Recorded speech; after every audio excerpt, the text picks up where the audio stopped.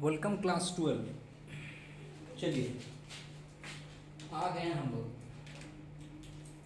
अब थोड़ा सा फॉर्मेट जो है हम लोग बदल देंगे अपना। ध्यान क्या रखना है कि आज से जो भी इकोनॉमिक्स का लेक्चर जाएगा, वेदर वो मैक्रो इकोनॉमिक्स हो या फिर इंडियन इकोनॉमिक्स हो, सारा वीडियो लेक्चर कर रहे हैं।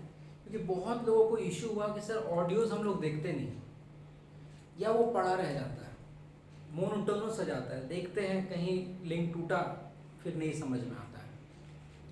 खैर मेरी ऑडियो में कोशिश यही थी कि each and every point cover हो, तो मैं रीड करके उसको एलेबोरेट करके समझा देता था ताकि कुछ भी पॉइंट छूटे ना।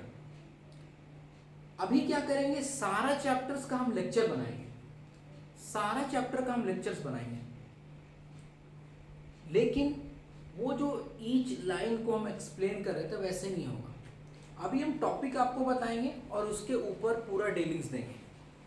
टॉपिक बताएंगे और डीलिंग्स देंगे। ध्यान क्या रखना है, ये हम ध्यान क्या रखेंगे, कोई भी पॉइंट ना छूटे। अगर हमसे छूट भी जाता है वीडियो में तो आप हमें बता दीजिए, उसके ऊपर मैं नेक्स्ट वीडियो लगा दूंगा। तो ये हमारा आगे का प्लान, इकोनॉमिक्स का आगे का प्लान कुछ ऐसा ही चलेगा। चलिए आज मैंने एक चैप्टर उठाया है, गवर्नमेंट बजट। गवर्नमेंट बजट ये चैप्टर है आपका मैक्रो इकोनॉमिक्स का। ये जो चैप्टर है आपका मैक्रो इकोनॉमिक्स का चैप्टर है। ध्यान क्या रखना है, इस चैप्टर को पढ़ने से पहले बजट को समझना जरूरी है कि बजट होता क्या है, बजट होता क्या है। चलिए आइए देखते हैं।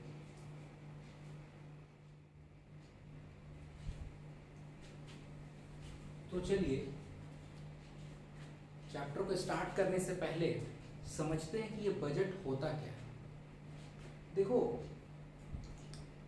आप लोग 11 में थे तो एक इंडेक्स नंबर चैप्टर पढ़े थे जहां पर आपने पहली बार वो बजट वर्ड सुना था स्टडी के दौरान। लेकिन ये भूलो मत, ये बजट हम लोग बहुत पहले भी सुन चुके हैं और आप लोग खुद ये बजट बनाया करते थे। जैसे घर में अगर किसी का मैरिज है, बर्थडे पार्टी है या आपके स्कूल में कोई टीचर्स डे है तो कुछ काम बच्चों को अलॉट होता था। तो आप लोग या आप लोग किसी टीचर का बर्थडे सेलिब्रेशन करते हो तो आप लोग क्या करते हो, सर के लिए ये लाएंगे, ये ऐसे होगा, इतना का प्राइस ये पड़ेगा। मतलब जो चीज़ें खर्च होने वाली हैं उसके बारे में आप पहले ही खर्च को एक लिस्ट करते हो। केक पे इतना खर्च होगा, बलून इतना, सर के लिए कैप जरूरी है, कैप इतना।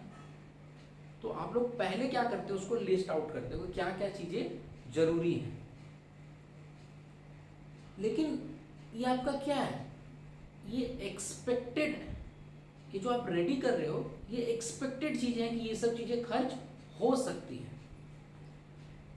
फैमिली में कोई मैरिज है तो बड़े लोग बैठ जाते हैं, डिस्कस होता है कि कौन सा डेकोरेशन, कौन सा लाइट, किस तरह का इवेंट रहेगा। तो एक बजट रेडी होता है, टोटल एक्सपेंडिचर रेडी होता है कि इस शादी में हो सकता है 15 लाख खर्च हो, 20 लाख खर्च हो, इतना तो जाता है। ये हो सकता है कि 15-20 लाख रुपया खर्च हो। तो ये क्या है, ये फैमिली जो बैठ के डिस्कस कर रही है, या तुम अपने टीचर को जो बर्थडे सेलिब्रेट करते हो स्कूल में, वहाँ जो आप लोग खर्चा होने से पहले एक लिस्ट बनाते हो, यही तो बजट है, यही बजट है, इसी को बजट बोलते हैं। तुम लोग क्या कर रहे हो, जो चीज़ें फ्यूचर में होने वाली हैं खर्च, उसके बारे में अभी से प्रिपरेशन कर रहे हो, इसी को तो बजट बोलते हैं। अच्छा ऐसा क्यों करते हो, सोचो ऐसा क्यों करते हो। तो कहीं ऐसा ना हो कि कुछ अनफोर्सीन चीजें आ जाए, तो अनफोर्सीन चीजें आ जाए उससे टैकल करने के लिए भी पैसा होना चाहिए। तो आप ये प्लानिंग कर रहे हो, आप एक प्लानिंग कर रहे हो कि आपका जो इवेंट है या आपका जो पर्पस है वो सही तरीके से हो सके। बात को समझो, चाहे वो टीचर का बर्थडे सेलिब्रेशन हो, चाहे घर में किसी का मैरिज हो, इतना जो तैयारी हो रहा है ये उस डेट के लिए हो रहा है कि उस दिन मैरिज सही से हो सके, कोई तरह का दिक्कत ना आए। या आप बर्थडे सेलिब्रेट कर रहे हो टीचर का, तो सही से हो सके, कोई अनफोर्सीन चीजें ना हो जाए। तो आप एक प्लानिंग कर रहे हो फ्यूचर में जो खर्च होने वाला है, इसी को बोलते हैं आप बजट बना रहे हो। अब आते हैं मैक्रो इकोनॉमिक्स में। देखो मैक्रो इकोनॉमिक्स हमेशा वाइड टर्म में डील करती है, तो ना इसको मतलब है इंडिविजुअल बजट से, ना फैमिली बजट से, ना वो टीचर वाले बजट से, ना वो शादी वाले बजट से। मैक्रो इकोनॉमिक्स में हम लोग एज अ होल पढ़ते हैं। तो गवर्नमेंट, हमारी जो गवर्नमेंट है वो एक बजट बनाती है।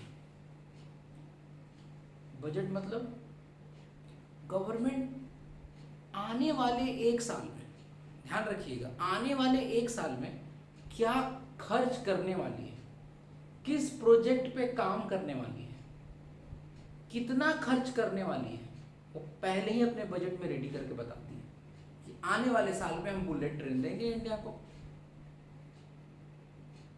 तो गवर्नमेंट क्या कर रही है, जो फ्यूचर में खर्च करने वाली है या जो उसका प्रोजेक्ट है फ्यूचर में, उसके बारे में आपको डिटेल कर रही है और बता रही है कि ये खर्च वो करने वाली है।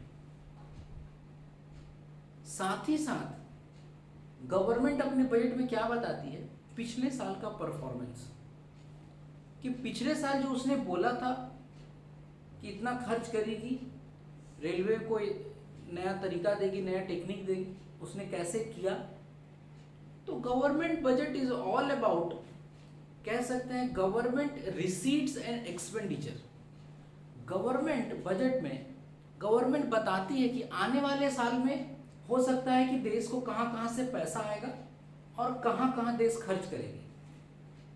बात को समझो, गवर्नमेंट बजट में गवर्नमेंट हमको बताती है कि आने वाले एक साल में, नेक्स्ट ईयर, गवर्नमेंट कहां कहां से पैसा कलेक्ट करेगी और कहां कहां खर्च करेगी, किस किस प्रोजेक्ट पे। ये गवर्नमेंट प्लानिंग कर रही है, गवर्नमेंट बता रही है। ऐसा प्लानिंग क्यों कर रही है, ताकि कोई दिक्कत ना हो जाए, ग्रोथ स्टेबिलिटी इकोनॉमी में बना रहे, है ना, इकोनॉमी ग्रो करे, स्टेबल ना रहे, ज्यादा फ्लक्चुएशन ना हो, तो ग्रोथ और स्टेबिलिटी एक बना रहे। इसीलिए गवर्नमेंट प्लान करती है आने वाले साल में वो क्या क्या काम करने वाली है। साथ ही साथ अपने बजट में ये भी बताती है कि पिछले साल उसने क्या खर्च किया, कहां किया और कितना काम किया। तो मैक्रो इकोनॉमिक्स में हम लोग यही पढ़ने वाले हैं, गवर्नमेंट बजट। पूरा इस चैप्टर में, इस पूरे गवर्नमेंट बजट चैप्टर में हम लोग सीखने वाले हैं कि गवर्नमेंट बजट बनता कैसे है, क्यों गवर्नमेंट बजट बनाया जाए, गवर्नमेंट बजट के कंपोनेंट्स क्या है। तो हम कह सकते हैं कि इस चैप्टर को पढ़ने के बाद आपको एक नॉलेज हो जाएगा कि गवर्नमेंट अपना बजट बनाती कैसे है, क्या इसके कंपोनेंट्स होते हैं। इस चैप्टर में हम लोग वही डील करने वाले हैं। देखिए आपको हल्का हल्का हिंट देते हैं, आप लोग न्यूज़ भी देखते थे पहले, अब तो आपको समझ में आना चाहिए, आप 12 में आ गए हो। कुछ मैंने डेटा लिख रखा है नोट्स के लिए। फरवरी 1 को फाइनेंस मिनिस्टर, अभी फाइनेंस मिनिस्टर जो हैं वो लेडी हैं निर्मला सीतारमन, वो लेडी हैं, हाँ निर्मला उनके पहले, हाँ निर्मला सीतारमन है। तो फरवरी 1 को वो आती हैं और बजट पेश करती है, बताती है कि आने वाले साल में क्या काम करेगी। अभी जस्ट फरवरी 1 का आप देख लो, यूट्यूब पे सर्च कर लो, पूरा बजट अनाउंस हुआ है कि आने वाले साल में वो क्या क्या खर्च करने वाली है और कहाँ कहाँ से देश कमाएगा। निर्मला सीतारमन हमारी फाइनेंस मिनिस्टर हैं, वो बजट अनाउंस की थी पार्लियामेंट। ध्यान क्या रखना है कि उन्होंने क्या क्या उस बजट में बताया। उन्होंने उस बजट में बताया 2 बात, performance of government previous year, पिछले साल गवर्नमेंट ने क्या क्या परफॉर्म किया ये भी बताया उस बजट में। साथ ही साथ बताया policies and programme for next 1 year, आने वाले साल में गवर्नमेंट का क्या पॉलिसी है, क्या प्रोग्राम्स है, गवर्नमेंट कितना खर्च करने वाली है, कितना सब्सिडी देने वाली है, बुलेट ट्रेन लाने वाली है, सब कुछ डिटेल उस बजट में निर्मला सीतारमन जी ने बताया। तो तो हम लोग बोल सकते हैं सर गवर्नमेंट बजट में पिछले साल का डिटेल और आने वाले साल में जो होने वाला है उसके बारे में सारा रिसीट और एक्सपेंडिचर के बारे में डिटेलिंग किया जाता है। गवर्नमेंट कहाँ से कमाएगी और कहाँ खर्च करेगी, एक प्लानिंग एक्सपेक्टेड चीजें नोट की जाती हैं और गवर्नमेंट अपना पिछला परफॉर्मेंस भी बताती है। यही है गवर्नमेंट बजट। और इसको हमेशा कौन लेकर आता है? Finance minister. अभी है निर्मला सीतारमन, फरवरी 1 को हमेशा ये अनाउंसमेंट होता है, Feb 1 को। देखिए एक और बात बता देते हैं, पहले रेलवे बजट अलग आता था और आम बजट जो जनरल बजट है वो अलग आता था। तो रेलवे बजट रेलवे मिनिस्टर जो है वो अनाउंस करते थे और आम बजट फाइनेंस मिनिस्टर अनाउंस करते थे, अलग अलग डेट्स पे। इसको कंबाइन कर दिया गया। अब रेलवे बजट हो और आम बजट हो, दोनों कौन अनाउंस करेगा? फाइनेंस मिनिस्टर अनाउंस करेगा। दोनों फाइनेंस मिनिस्टर अनाउंस करेंगे। क्या बहुत बड़ा झमेला तो नहीं है गवर्नमेंट बजट चैप्टर समझने में? कुछ झमेला नहीं। गवर्नमेंट बजट हमको समझना है और इतना ही है, जो मैंने बोला उतना ही है बस। सर गवर्नमेंट आती है, पिछले साल जो उसने किया वो बताती है, आने वाले साल में जो करने वाली है वो बताती है। सर पिछले साल उसने क्या कमाया, क्या परफॉर्मेंस दिया, गवर्नमेंट वो डिटेल करेगी। आने वाले साल में कहाँ से गवर्नमेंट के पास पैसा आने वाला है और कहाँ गवर्नमेंट खर्च करने वाली है, इन सब के बारे में पूरा डिटेल वहाँ पर रहता है।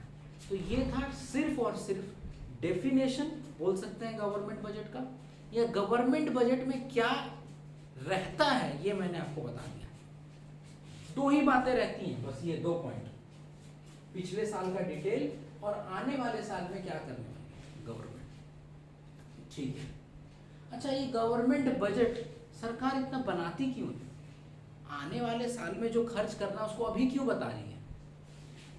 अरे हर एक काम का प्लानिंग है। अगर आप कोई काम प्लानिंग करके करोगे तो आपको हो सकता है कि वो काम एकदम परफेक्ट हो, कोई भी तरह का दिक्कत ना आए। कुछ अनफोर्सीन चीजें भी आ गई तो आप उसको टैकल कर सकते हो क्योंकि आप पहले से प्रिपेयर्ड थे।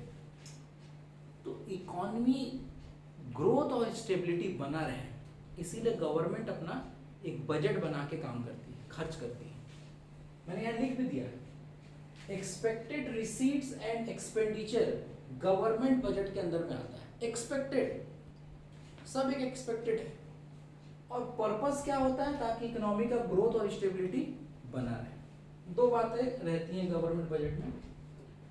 अभी देखो एक और तुमको आज हम बात बताते हैं। अब ये हो गई गवर्नमेंट बजट की बात खत्म। बैंकिंग चैप्टर में मॉनेटरी पॉलिसी आपने पढ़ा, बैंकिंग चैप्टर में आपने मॉनेटरी पॉलिसी पढ़ा, वही CRR, SLR, bank rate, repo rate, reverse repo rate. तो आपने वहां क्या सीखा कि RBI कैसे कंट्रोल करती है क्रेडिट या मनी फ्लो, इकोनॉमी में कितना मनी फ्लो होगा ये RBI कंट्रोल करती है। कौन सा टूल वो यूज करती है? Monetary policy. ठीक है सर। गवर्नमेंट भी to control the supply of money, government भी to control the supply of money एक पॉलिसी यूज करती है जिसको हम लोग बोलते हैं बजटरी पॉलिसी। यही plans and programmes for next 1 year. गवर्नमेंट आने वाले साल में कितना खर्च करेगी, कितना सब्सिडी देगी। ध्यान रखिएगा, फिस्कल पॉलिसी के अंदर 2 चीजें आती हैं। फिस्कल पॉलिसी कौन यूज करता है या बजटरी पॉलिसी? फिस्कल पॉलिसी बोलो चाहे बजटरी पॉलिसी बोलो, ये दोनों कौन यूज करता है? गवर्नमेंट। और गवर्नमेंट बताती है कि आने वाले साल में कितना गवर्नमेंट एक्सपेंडिचर होने वाला है और कितना सब्सिडी देने वाली है। सर एक बात तो क्लियर हो गया, RBI संभालती है मॉनेटरी पॉलिसी और हमारी गवर्नमेंट जो है वो संभालती है बजटरी पॉलिसी, जिसको हम लोग फिस्कल पॉलिसी भी बोलते हैं। सर फिस्कल पॉलिसी के अंदर 2 चीजें होती हैं, गवर्नमेंट एक्सपेंडिचर और सब्सिडी। गवर्नमेंट बताती है कि आने वाले साल में क्या खर्च करेगी, कितना सब्सिडी देगी। तो मनी कंट्रोल तो गवर्नमेंट भी कर रही है अपने तरीके से इन दोनों टूल्स से, उसी को बजटरी पॉलिसी बोलते हैं। सीधी सी बात है, बजटरी पॉलिसी नाम से ही समझो ना, डेफिनेशन अगर कोई पूछ दे 1 मार्क्स का कि बजटरी पॉलिसी क्या होगा, तो तुम बोल सकते हो plans and programmes made for the next 1 year by the government in terms of government expenditure and subsidy, इसी को बजटरी पॉलिसी बोलते हैं। तो अभी तक हम लोगों ने गवर्नमेंट बजट का डेफिनेशन समझा। कौन अनाउंस करता है? फाइनेंस मिनिस्टर, 1 फरवरी को। कौन है अभी?